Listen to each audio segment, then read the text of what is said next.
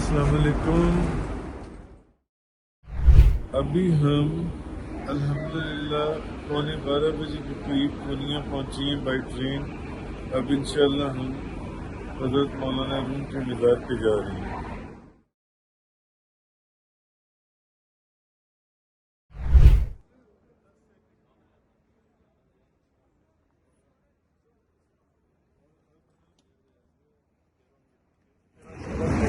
ابھی ہم اسٹیشن سے باہر آئے ہیں پورنیہ میں.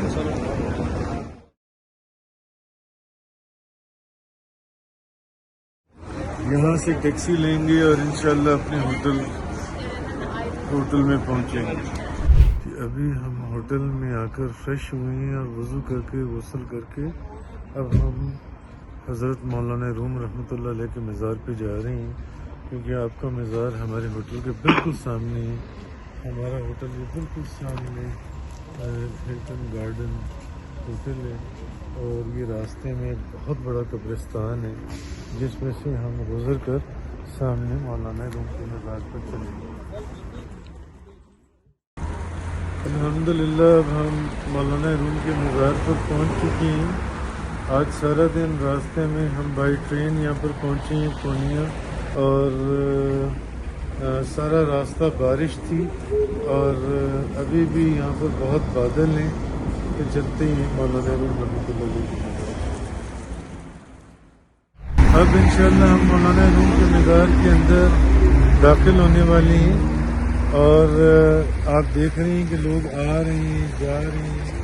مزار شریف کے اوپر کافی لوگ آ رہے ہیں.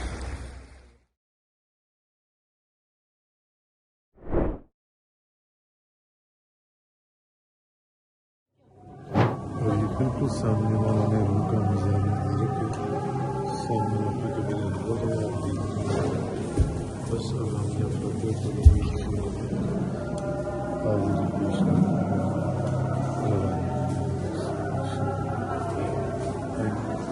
روم کے مزار پر کھڑی آپ کو پیچھے بانسری کی سانس کی آواز آ رہی ہے.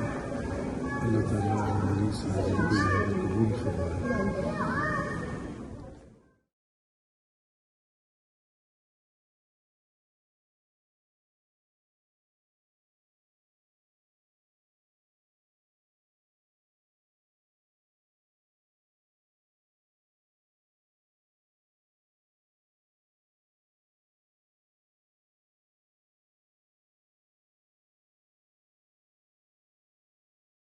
حضرت مولانا روم کے مزار کے اندر ہی یہ ایک دوسرا ہال ہے جس ہال میں مختلف قرآن پاک کی مختلف سلسلے ہیں. 13ویں صدی 14ویں صدی 12ویں صدی یہاں پر مختلف بادشاہوں نے بھجوائے جو بھی یہاں پر موجود ہیں اور مختلف تحائف بھی بھجوائے گئے اور نہایت ہی خوبصورت اور قیمتی اور ایسے تبرکات یہاں پر موجود ہیں، ایسے پیالے موجود ہیں جس کے ذریعے سے لوگوں کو جس میں پانی پلانے سے یا کھانا پلانے سے لوگوں کو شفا حاصل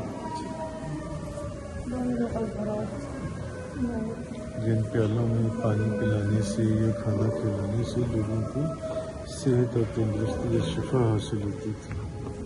جی